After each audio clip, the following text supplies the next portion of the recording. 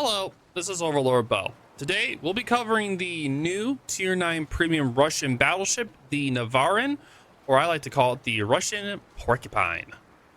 The Navarin will be available for direct purchase in the premium shop for 19,000 doubloons, also as part of an Admiral bundle, which you can buy on the website, or in the Soviet container loot boxes. So if you want to, I would say, honestly, just if you're going to want to buy her, I'd say just buy her directly. Because if you try to buy through the Soviet container loot boxes, you're more likely just to spend more money just trying to gamble for her than just buy her straight up. So if you want the ship, I'd honestly say just buy her. If you're not, then just don't. Maybe you'll get lucky on a few of them, but we'll see, of course. Now, as to what a World War I ship is doing in Tier 9 is anyone's guess. I don't know, but anyway, I'll be giving my recommended build, talking about her general stats, my opinions on them, and how good the Navarin is in my opinion. So here we go.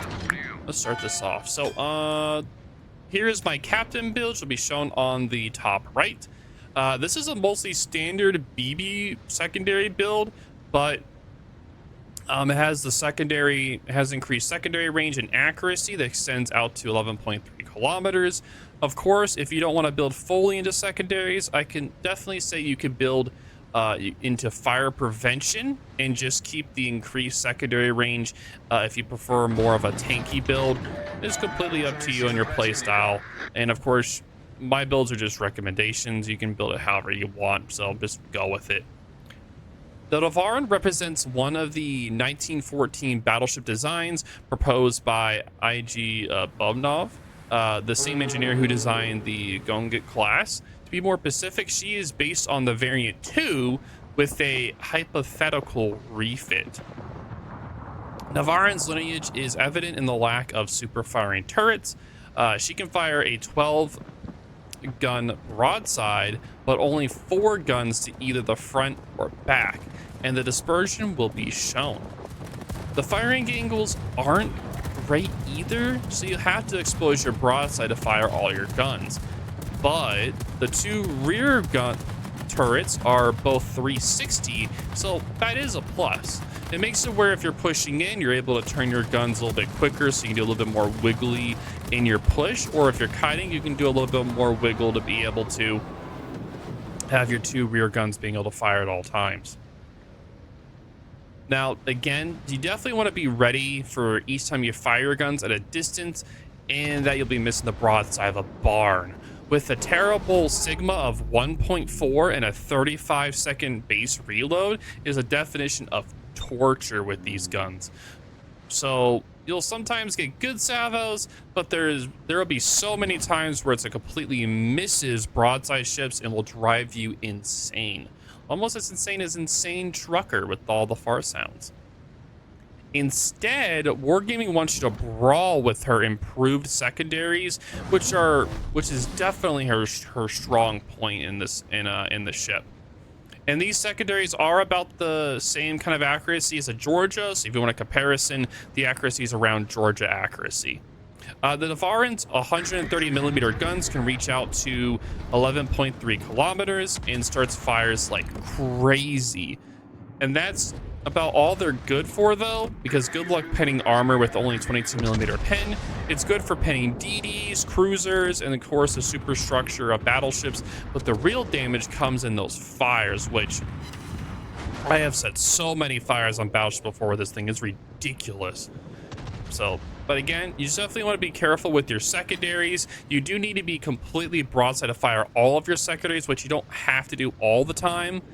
So like most of this match, you'll see in my angling for the secondaries. That's how I mostly would say do it. If you show all of your broadside all the time, you're definitely going to not have a good time if you do that. Because again, you only have 69,400 health. So you definitely want to put that in perspective. But being said, though, she does have one of the highest secondary DPMs for tier 9s, which is really impressive. For her survivability, moving on to that, she has a high sitting citadel with a good turtle back, so definitely need to be careful of showing too much broadside due to the fact you have a high sitting citadel. Because if you just sit there sitting broadside time, sooner or later, you're going to get dev struck, and it's not going to be a fun time at all. The forward deck section is all 32mm armor, while the rear deck armor is 35mm. It will stop most BB rounds, but sadly the 510mm AP rounds will overmatch it no problem. So good luck if you're fighting super BBs, and the armor will be shown for the Navarin. It's not all bad though, since you have a 75mm side armor, will make you tough to kill at close range, which is pretty much what you're going for in this ship. You also get an icebreaker bow that stops enemies from citadeling you from the front with a 69,400 HP. Isn't much to work with, so you still have to be careful when brawling. Now, as I was saying before, you do get the icebreaker bow, and you get armor on the aft as well. So you get a lot of that armor protection when you're kiting and when you're bowing, with that side like little cheek armor as well on the Navarin, which makes it really hard to do a lot of damage if they're just trying to pin your armor. They have to pin the upper deck or the superstructure, so they'll be doing less damage to you overall when you're brawling. One main caveat of the Navarin being pretty much a Russian Porcupine is its fairly slow speed of 27.5 knots. If you have a speed flag, goes up to about 28.5 or 29 knots, and if you have brisk, it goes up to about 30 something around there. So it makes it still a little bit maneuverable, but at the same time, it's really hard to, you know, rush in and push people when you're not very quick.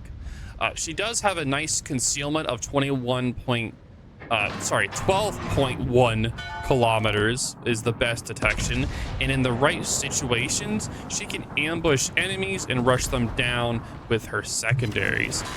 CVs make this harder as they can still spot you for free. Your anti-air is surprisingly good, not enough to stop CV attacks, but will put a hurting on them. Navarin also comes with decent aerial ASW, so you can squish some subs while sitting back with the vodka in the other hand. Now overall, I'd say, in my overall opinion, I enjoyed playing the Navarin, or the so-called Russian Porcupine, but the Navarin is essentially useless past 11 kilometers due to her poor accuracy and mediocre deck armor. If she gets up-tiered and fights super ships, it's a GG, pretty much just go to next round, as pretty much she plays as one thing, and that's a brawler. When possible, you definitely want to try to force the fight under 11 kilometers with your excellent concealment. Your secondaries will burn enemies down as your side armor protects you from retaliation fire. It's definitely easier said than done though, as many enemies can just outrun you, and it's kind of hard to do anything, so yeah. Basically, the Navarin only works well in very specific situations, and the secondaries take time to burn enemies down, and with the guns do a lot of damage to targets within an 11-kilometer kill zone. If something is within that kill zone, it will do a lot of damage. Trust me, it is insane just how much damage it does. Now, hopefully you get down tier where you can bully tier 7 BBs for easy XP. Now, moving on from that, I would say that Navarin might be a good ship for asymmetrical battles coming up soon, whenever it comes back into the game, when it comes back for tier 9. Also, I would say that for ranked, I think it'd be pretty decent at ranked. It's a really heavy brawler, really tanky. It's pretty hard to kill unless you have like a focused fire. So if you have it at tier 9 ranked, I think it'd do pretty well. Also, saying for randoms, I'd say it's definitely rough. Having this ship as a brawler tier 9 and then you go up to super ships is super so painful to deal with. If pretty much you have to have like the perfect matchmaking where you're at tier 9 or tier 8 or tier 7 where you're not going to get up tier, because if you get up tier into say a tier 10 match is going to be okay, but if you go to a super ship map, you're not going to have fun at all, just trust me. Yes, having super ships or having that big overmatch on you is not going to be a fun time for this ship, because again, the ship doesn't have all the HP to be able to tank or anything else. It's not gonna, it doesn't have all the HP. It is a very tanky ship, it is, but the main issue is that the ship does not have a lot of HP to work with.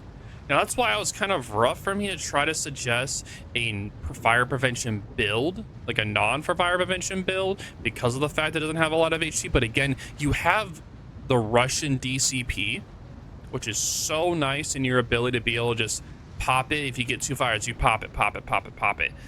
But a lot of times people don't know when exactly to pop the DCP. Normally, the best way to put it is if you have 2 fires, immediately DCP is the best way to put it. Or if you're halfway through the match, just start DCPing a lot, because a lot of people will hold on to their DCPs. I have that same issue where I'm like, hey, I don't want to use it yet. I want to save it. I don't want to waste my DCP, and I wait and wait and wait, and then I go through the whole match not using a single DCP, and I've used all of my heals. And it's just like, why did I not do that? I just wasted so much of my heals, so much of my actual health is gone because I didn't DCP the fire.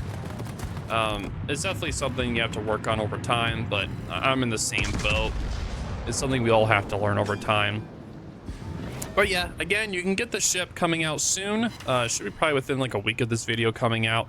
You'll be able to directly buy it in the premium shop for 19,000 doubloons, or as part of a Admiral bundle you can buy on the website, or you can get it from gambling from the Soviet container loot boxes. I'd honestly say if you want the ship, just buy it through the doubloons or buy it through the website, honestly. That's how I would say it. But anyway, thank you guys again for watching this video. I do greatly appreciate it, and thank you guys for all being here. If you guys have any questions or concerns about the ship, definitely let me know in the comments down below. Currently, I'm recording this while COTS is going on. So it's kind of rough for me to be able to do like a full-on, like really like a full depth in video on this, so I do apologize for that. I also, this is like one of my first videos since I came back from my vacay. So I do apologize for that as well. But hope you guys have yourself a wonderful week. If you guys have any questions or concerns or anything like that about the ship or your thoughts on the ship overall, definitely let me know. But yeah, I definitely enjoy this ship. It's a lot of fun. I do enjoy the brawler type ships a lot. We had the Carl that came out recently, which was a lot of fun, and now this ship as well is coming out, so this is going to be a lot of fun to play as well for you brawler enjoyers. Also for asymmetrical battles, I feel like this ship is going to be a lot of fun to bring in for asymmetrical battles. Nice little credit farm going on with this ship, since it is a tier 9, does get that premium credit earning potential, and also the credit earning potential of the free XP and commander XP as well. But anyway, I'm gonna let you guys watch the rest of the replay. So if you guys have any questions or anything, just put them in the comments and I'll get back to you when I can. But thank you all for watching. Enjoy the rest of the replay. But yeah, this match was definitely a doozy. I did do incredibly well in this match, as you can see, and it was a lot of fun to play. But yeah, I enjoyed the ship, and talk to y'all later. Enjoy the rest of the replay.